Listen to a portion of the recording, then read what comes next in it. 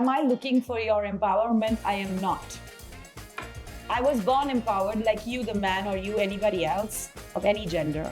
So I am going to claim my space. Yes. And that's what I did with She the People. And to me, it wasn't important whether my best friends or the top CEOs and politicians that I used to report on had an opinion about how I should have gone about my things. I wanted to go about a certain way, and I was not listening anymore. Skill. I don't have to build my business and sell it to an MNC. That's not necessarily skill. That's sale. I think I like to be poised for interviews like yours, but I'm a very angry young woman. And I celebrate anger. Rage leads to revolutions. Suddenly there's quote-unquote manism after Yes. feminism. Yes. Back in 2010, Yeah. which is just 13 years ago, Yeah. an investment bank called UBS had a decorum written down, which said that women who work at UBS should only wear skin-colored bras. Wow. Wow. You look at majority of the companies around us, they're still with men. Investors, men. Yeah. You know, VCs. capitalists, men. And my idea is actually to build something phenomenal from the global south, from our country, something that could become a world movement around women. I don't want to be a managing editor. I want to run a media network. I used to think there's a correlation between education and the way you treat women. But over time, I have seen that some people are probably literate but not educated. Yeah.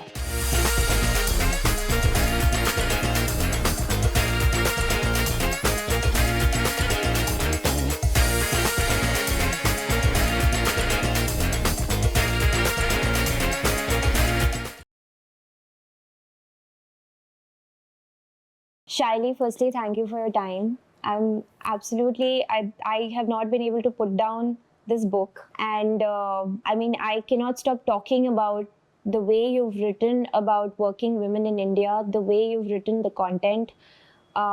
It's absolutely mind-blowing, your perspective. Thank you so much for your time. Thanks very much for having me. Shaili, for this podcast, I want to know everything about you. So I want to start from your journey before She the People, and we'll come to that. But you've been this raging force in media, interviewing CEOs, CFOs, doing prime time.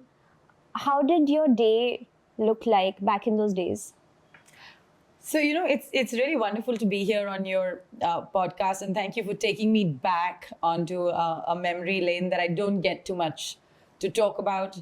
Also because I don't think too many people watch television anymore. The world's changed in that sense. But, you know, it's been back to back for 15 years for me on television. From the time that I first found myself onto camera to say, I love the camera. And I literally saw it and I said, you know what, we're going to be friends for a long time. And I really enjoyed that experience. This was when I was training with the BBC in Madras, training to be a journalist, to be a broadcast journalist. And then I literally walked into CNBC and, you know, there was a great energy in that newsroom. I was completely taken in and I got a job there. I mean, I'm very fortunate that I fell in love with doing broadcast journalism at a time that there were opportunities that would help me ride a wave. But it was very, very tough as it is in any field to prove yourself when very few people want to listen to a woman who's young and rising and roaring and raging, and also somebody who knows her stuff. This Right. is back in early 2000s where ageism was reverse. Yes. Younger women were not taken seriously. Yes. How can young women be editors? Yes. So I really pride myself for being one of the youngest editors that you know, Indian broadcast media saw, and gave it my best, from understanding and learning basics of business to interviewing people like Warren Buffett. Yes. Yes. I know that the interview with Warren Buffett was probably the epiphany, and I know for a fact that you had been thinking about She the People in some form or the other for years. Yeah.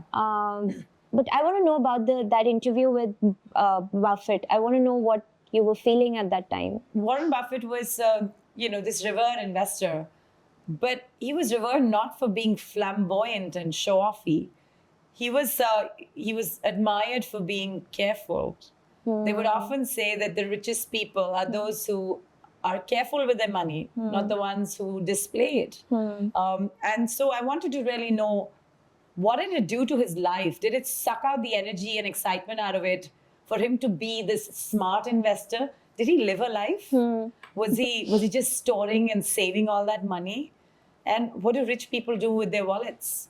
What do they do with their money when they're not throwing it at the traditional stuff people throw at? Yes. So I had many questions, and Warren Buffett literally was sitting next to me and answering all these non-financial questions. Wow. Because it's very unlike a financial journalist to ask personal questions. Yes. But that was always my style, to get to the bottom of the person behind the business, behind the personality. Whether it was Indra Nooyi, Steve Ballmer, to that effect, Ratan Tata.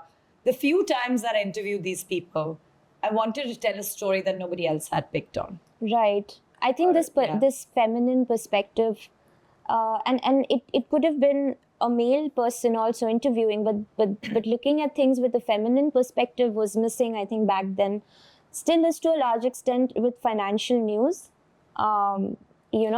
So, it's interesting because this idea of masculine and feminine is suddenly now being talked about. Back then, the notion that a woman was going to get a different element of a man, which was more feminine, so to speak, in the English language, to me was actually bringing out something that was completely absent in the public discourse of that person. So I never gave it a lens that was gendered.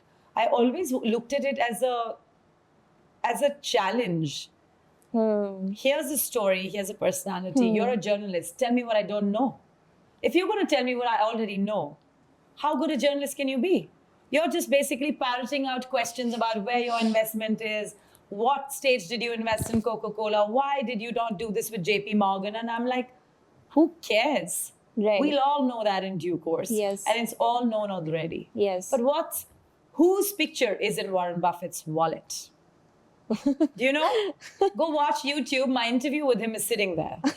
Just being very honest. These are the things that I wanted to pull out of people, right? Yeah. Indra Nooyi, perhaps the first time publicly confessed on my show back then called the ET Encounter, when there was no social media, no YouTube. And she said, my mom would ask me to go get and boil the milk. These are the things that we spoke about. It's not we didn't speak about them. Great that they're being discovered through social media today. Yes. We spoke about them. And to me, that was the piece. You get to know their profitability, but you also get to know their pains.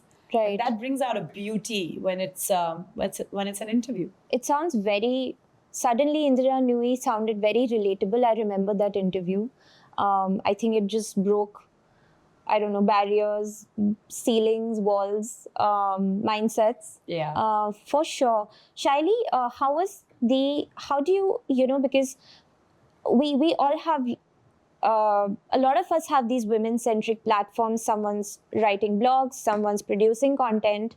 And you have been speaking about these probably soft skills, feminine side of business people since like a very long time. I want to know, how do you deal with, the responses or reactions that one gets from, say, an immediate surrounding? Was it supportive or was it critical? So, I think I like to be poised for interviews like yours, but I'm a very angry young woman. And I celebrate anger. I celebrate rage. For me, it's a plus point. Okay. Rage leads to revolutions.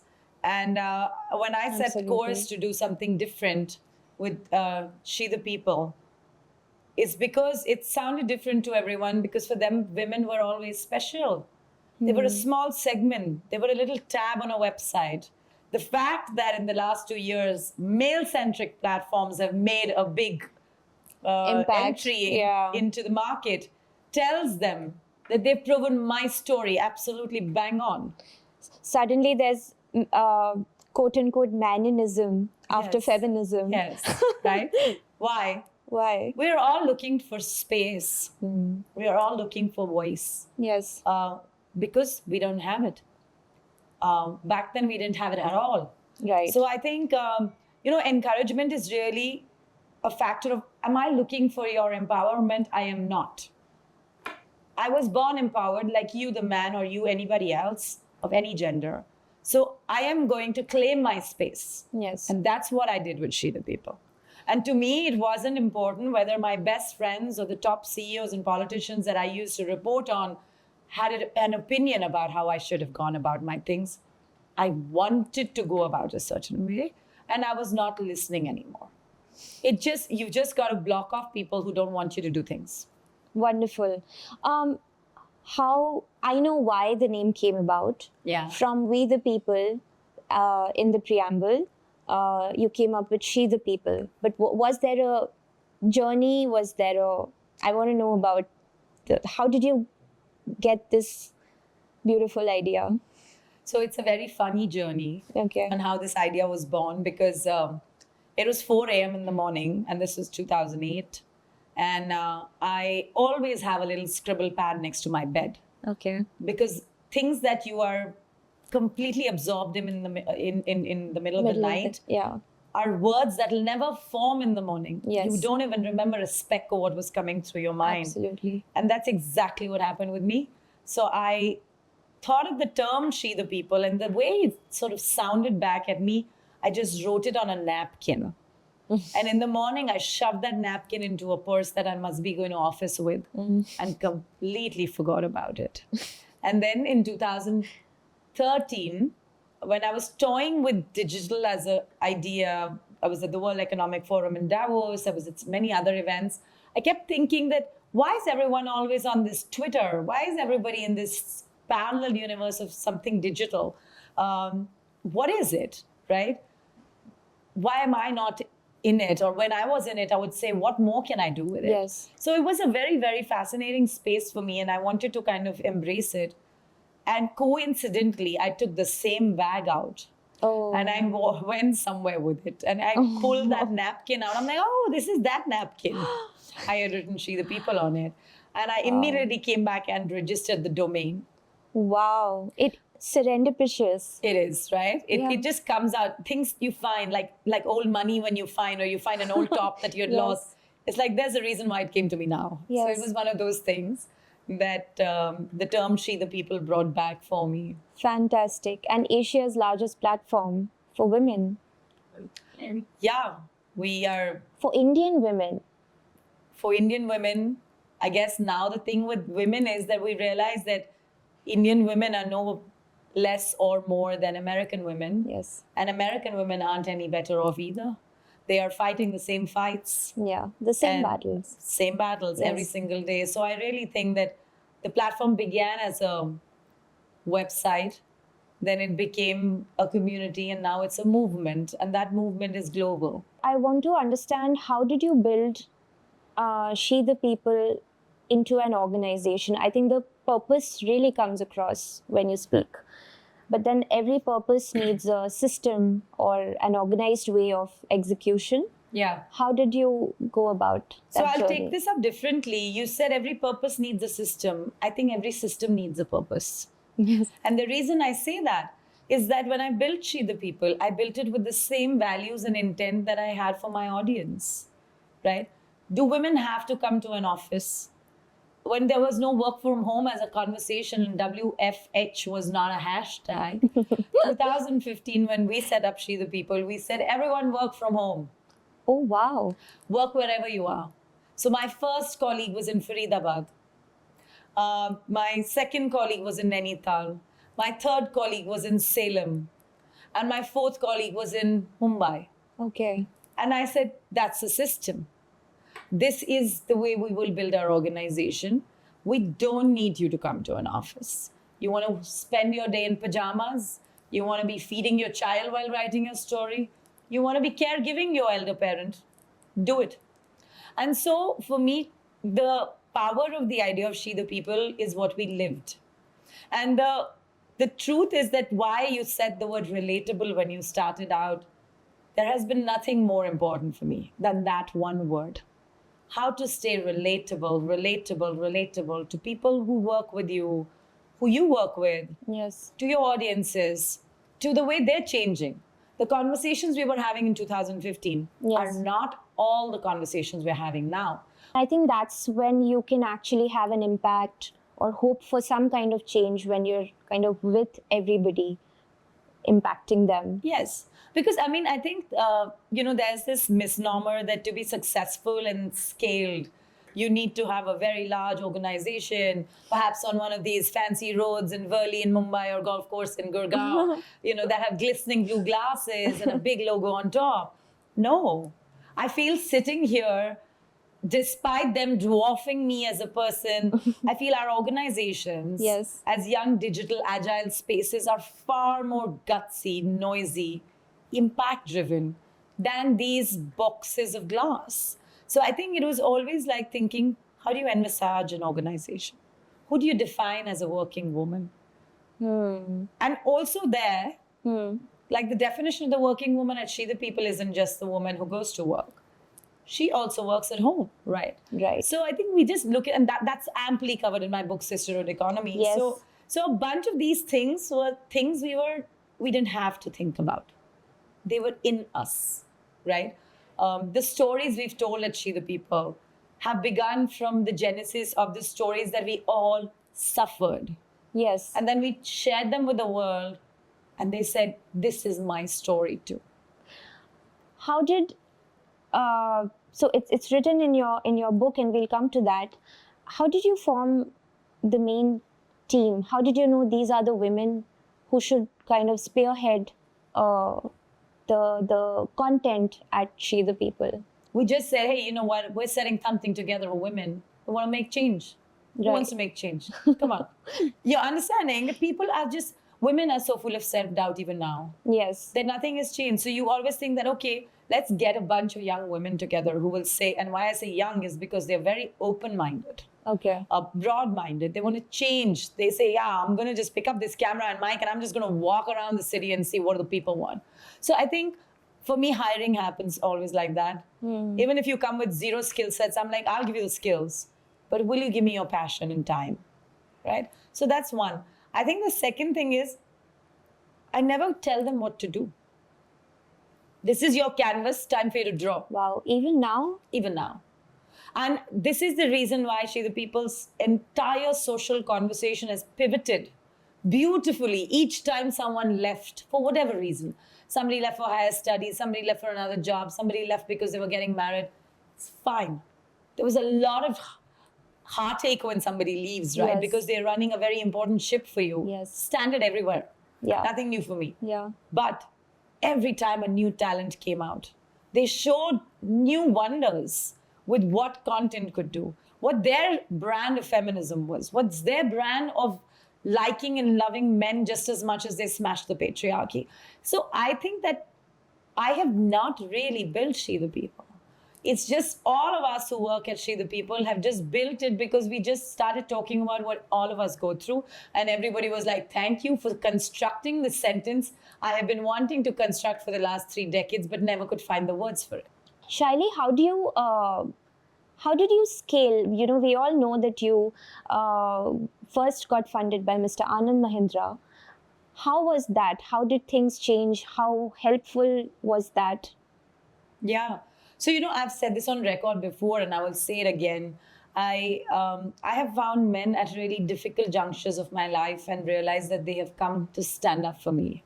And when I say difficult junctures, the big dilemma in front of me was to be this 30-year-old. I mean, 30 years is nothing. Is nothing. 30-year-old journalist. And had a flying career. Right. Who's Yes. at the top of her television career. Yes. Who's contemplating change, right?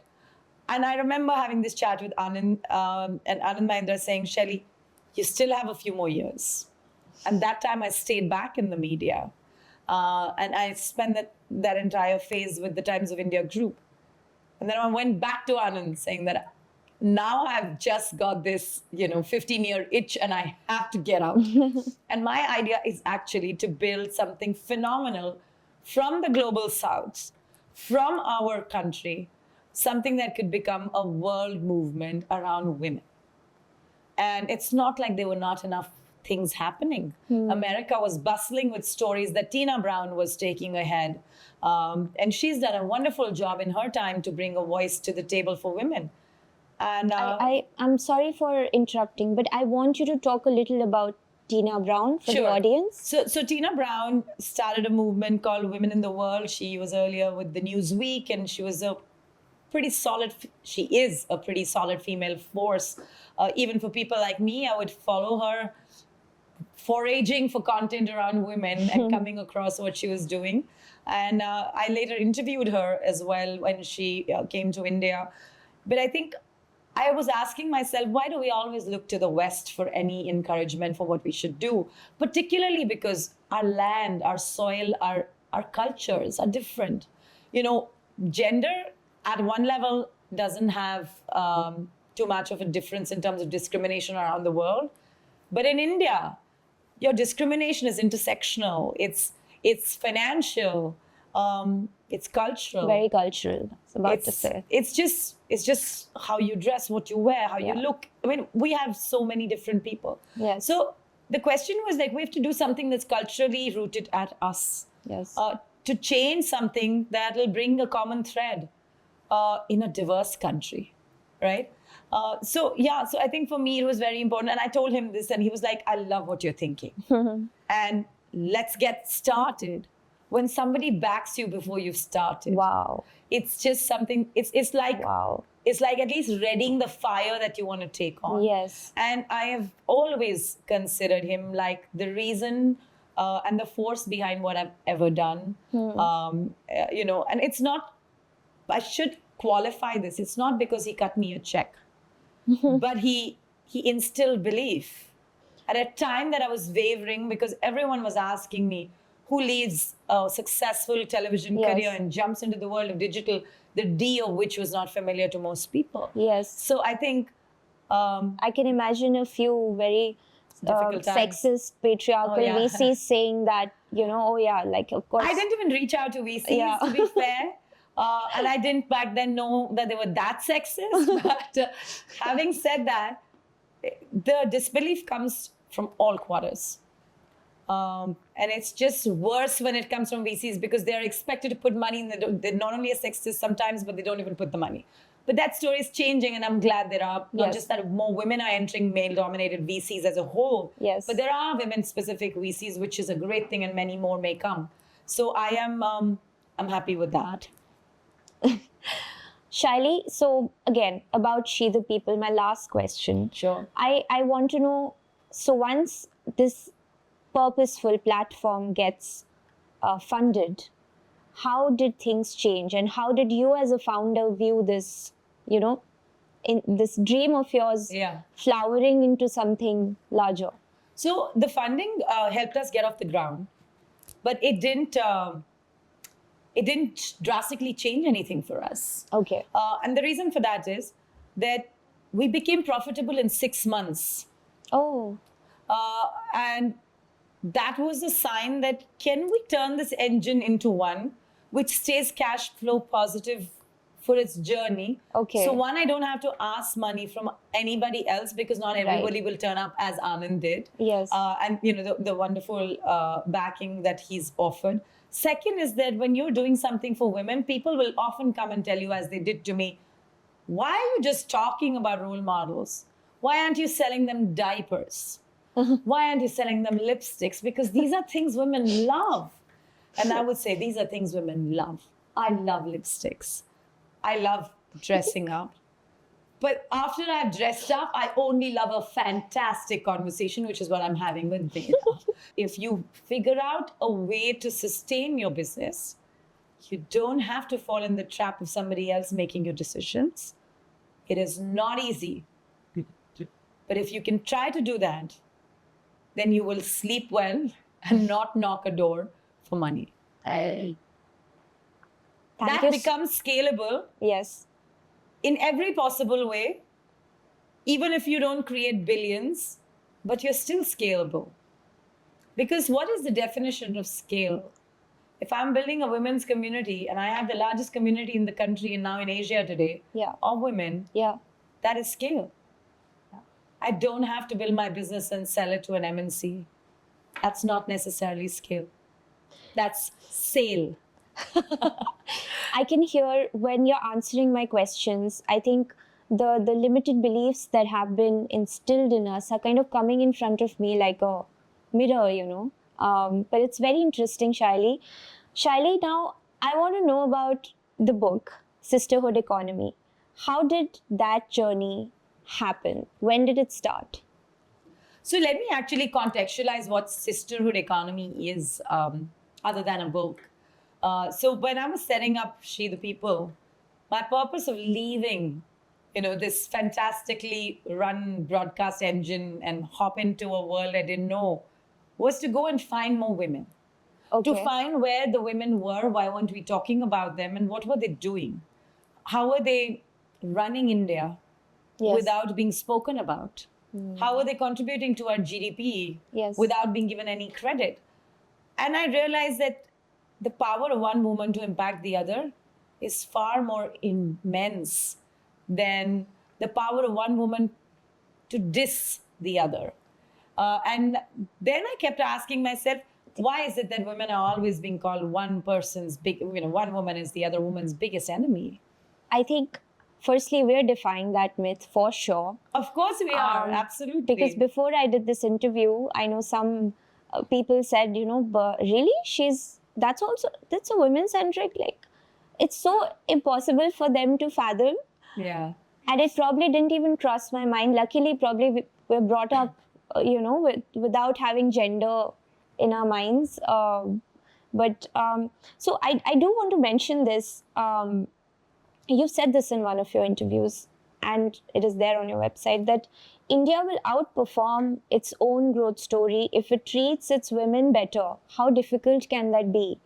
Was this something you wrote before you were writing the book, or? No. I think we have been through so many questions in our head. Yeah. Each question sounds so fundamental. How difficult can it be to treat women in your country better? Because I read your introduction in your book and I was almost in tears. I said, oh my God, this is so real. And then I read this quote and I thought maybe there's some connection. Yeah, none. And that's why and the reason I say none and that it doesn't have a backstory is because it's such a fundamental question. It is so basic. None of us are asking it. It's like, why didn't you brush your teeth today? How difficult it is to treat women better. Like, it literally is a very basic fundamental question. And you grow up seeing a society, seeing families, seeing extended families where women are the lesser. Women are standing while somebody's eating. This happens even now. So if anybody says, oh, this is only for parampara films and all that, this is happening everywhere, even now. Yes. Right? I will only eat when my husband returns, not because of just once a while, but I'll do it as a duty. Yeah. Yeah. I mean, come on. Why? Yeah. I am the first person to sit on the table, and if nobody has showed up after the food, after my telling them, I start eating. They're like, why are you eating first? Then they'll casually ask me. I'm like, because my stomach is calling for it. Yeah. That's exactly the fundamental answer, right? I'm on the table to eat.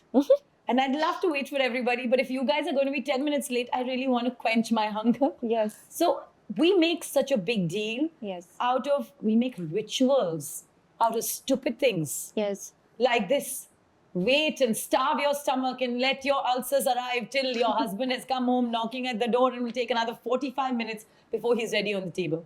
Oh my God. What's wrong with us? Yes. What's wrong with any humanity that does this? Right? I love the way animals function. They're very clear. Right? I'm hungry. I will kill. I will eat. We are making such a big deal out of all of these things. Let's enjoy life instead and make eating when, how, before, after irrelevant. Right? I mean, you all think I'm making a joke out of this. I'm not trying to be flippant. I'm trying to be honest. We all have basics. And then there is stuff that we should do. Sisterhood, brotherhood, love, family, learning, games, playing, chatting. Spend time doing that, not checking. How long is her skirt? Whether she's wearing a sari for a ritual or not. I mean, who cares? I've gone to Delhi public school, and we were told that, you know, for a lot of guys in our school, they were allowed to wear very, very low waist pants. Yeah. So when we used to try wearing low waist skirts, the length of the skirt would automatically go below the knee. Yes. Which a lot of us didn't like because Delhi gets very hot. So we used to shorten our skirts.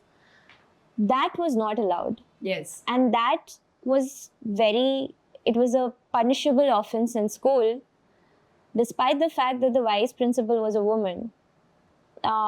It's just funny how every role and everything starts applying to women and not men from like a very early It's because age. if anything that women do are apparently corrupting men. I read a great article before I came on Medha's show in the New York Times about to wear a bra or be braless. What are the consequences? I think the article was broadly that. But the fact that stayed back with me, that back in 2010, Yeah. which is just 13 years ago, Yeah. an investment bank called UBS had a decorum written down, which said that women who work at UBS should only wear skin-colored bras. Wow. Wow.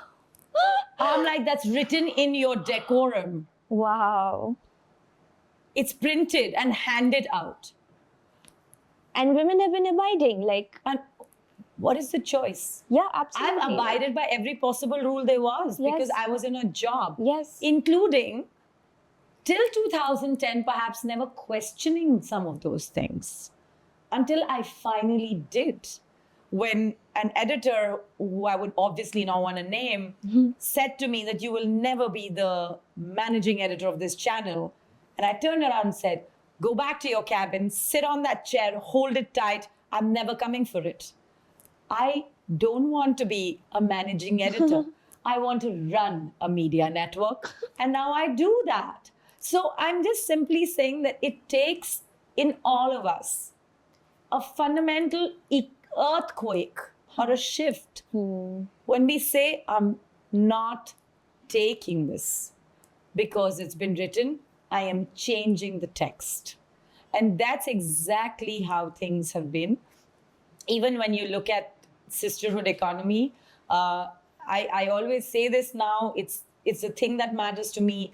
I am building a sisterhood economy with services and products and platforms that feed the needs of women around us. Yes. And I will build it till the time we are all considered equal. There's equal pay for equal work. Yes. And hope like hell that I don't have to continue building it, you know. That's the aim. What do you say to people when, if they say that, but bridging the gap is going to take probably 200 years as Yes. per one EY report? Yes. What is your response to that? I'm very curious. I'm saying that it is going to take that long. So please try and reduce that gap by speeding up your intellect on that. Figure out what's wrong. I mean, how many times should somebody release a report to say that women in businesses move the needle very well on revenue? Don't do charity. Women are changing your business. You look at majority of the companies around us, they're still with men. Investors, men. Yeah. You know, VCs. Capitalists, men. The women you have to look up to. I mean, look at Kiran Majumdar-Shaw. Yes. Look at many of the other women we've seen. We look at Renuka Ramnath. Look at Falguni Nair. Yes. I have followed her career as a journalist, as an entrepreneur. At 50, she said, bye-bye investment banking and hello makeup. At 50, I have hope. I have dreams past 50, and she's made me realize that I can do them after that as well. I'm just simply saying that there is a world out there that will create value, however you determine value. You want revenue, you want market size, you want audiences. Women can do everything as men can. Yes. So nobody's taking men's jobs. We're just asking more space. Although if we do take some men's job, it should be okay, given how many jobs women have sacrificed for men in their lives. Just saying that, but it's a joke. Yeah. So I have a few quotes from your book. If I wanted your thoughts after I read out those quotes, so would that be okay though? Of course. Okay. So the first quote is, the impact of crisis is never gender neutral. Yeah. And we saw the same in COVID-19. So, the attrition rate amongst working women in India anyway was in a very bad state. During COVID, we found more number of women quitting jobs. What would be your thoughts on that? So I think there's no doubt about the peace on crisis. This could be any crisis, by the way. I mean, COVID is a very special crisis because it carried a physical labor crisis. It carried a health crisis. It carried a mental health crisis. It carried a work crisis. So I think that was a pandemic that was very special. It just reminded us a lot about the problems that women undertake and absorb.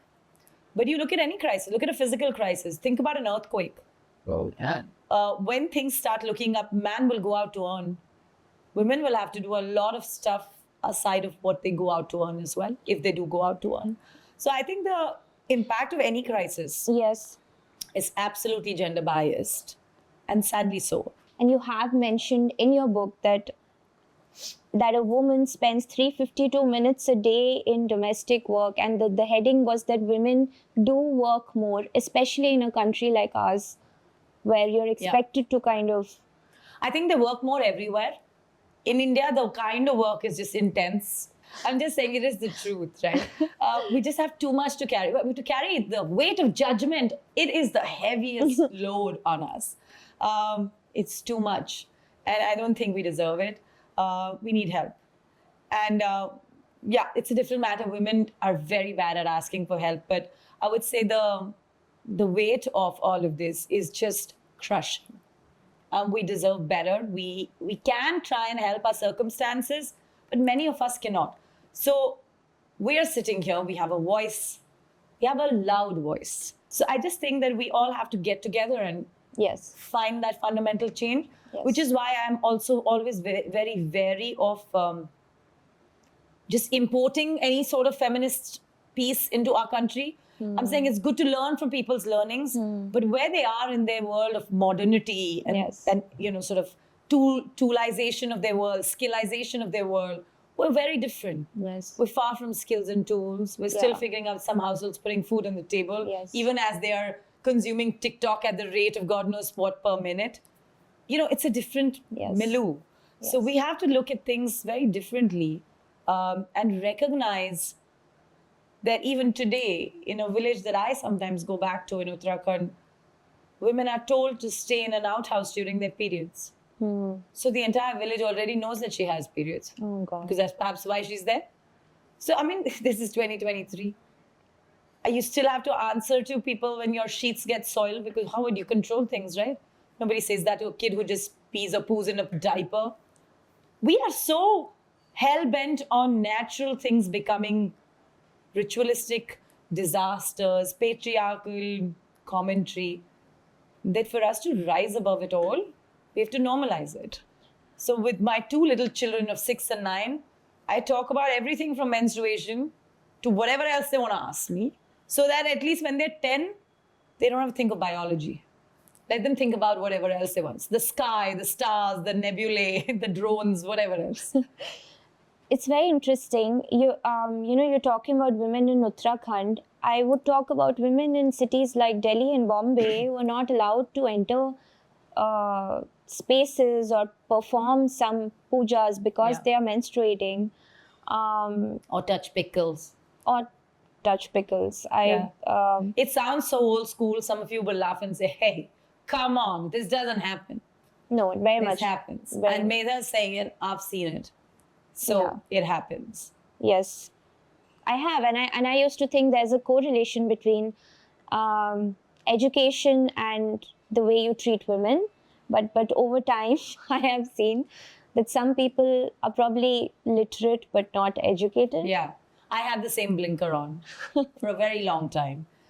Particularly when you're growing up, you're very idealistic and you're always thinking that education will solve, at least, the 90s were all about Saas Bahu disasters. I mean, this is what made film plots juicy and interesting. And you would always wonder that, this is obviously a reflection of society and vice versa. But you're like, what kind of society is always at necks with each other? There's jealousy and envy and fighting and infighting. I mean, when do they live? It's as fundamental a question as that. And I used to say, education will solve that. No. I think awareness, the kind of awareness that you're bringing in. A lot of illiterate people are very smart and educated in their exposure to how to behave. Yes. And there's a lot of awareness in your book, especially the kind of stories that you've covered. And the kind of, more than the stories, I feel the kind of questions you've asked, that this woman is an entrepreneur from this village, and why has she not been featured? Why has she not been spoken about in media? So when the book came out, somebody asked me, one of the people who had been on my show to interview me, why does your book raise so many questions but not give enough answers? And I said, the problem is that we're always looking for solutions that are ready-made.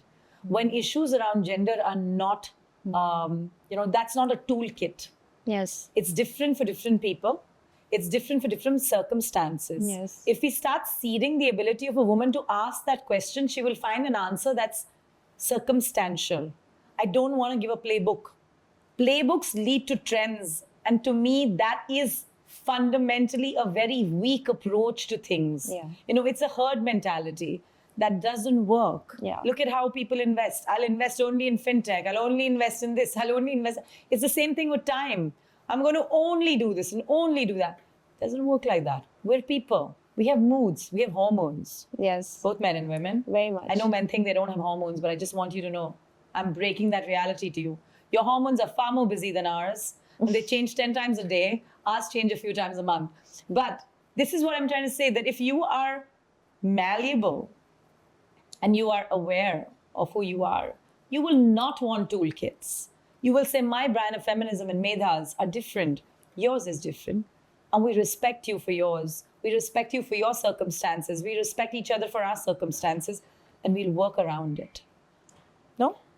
Oh, absolutely. I think everyone's definition of things is, we're all a product of our circumstances, experiences that we've probably had, and we find our purpose within that. I started Feministaa because I never saw working women in the financial sector. There you go. And I was 21 then, I'm 34 now. And now when women talk, I just recently went to a VC meet with women VCs, and the conversation there also was the senior VCs. They were like, I need to get work done from my team, but I can't seem bossy. I can't seem bitchy. The problems, the conversations, yes, things have changed to a certain extent. Probably the number of women have gone up a little, but it sounded very much, like there's a lot of work to be done. Yes. And I think fundamentally that is the point. That there is change underway, but there's a lot of work to be done. And I feel for those of you who always watch these shows and feel that, you guys are always talking about the need for change, it's because the change isn't happening on the ground. It's not fast enough. We've given the world and humanity more than, I don't know how many, 1,500 years plus. And don't hold me onto that figure, but I'm just saying that whatever we've given, it's essentially been a world that's driven by man. Yes. Right? All our texts, all our books, all our learnings, all our research. I've set up Gayatri for women's health. Yes. And I read voraciously around women's health and what's gone into the research around it. And there's so little. Yes. Right? From air conditioners to air fryers to vitamin A, everything is the man. Right? It's been tested on the man. Now, am I trying to equalize the world? I am. But am I battling your opportunity? No. I'm saying just give me my share of the opportunity. It's not a fight.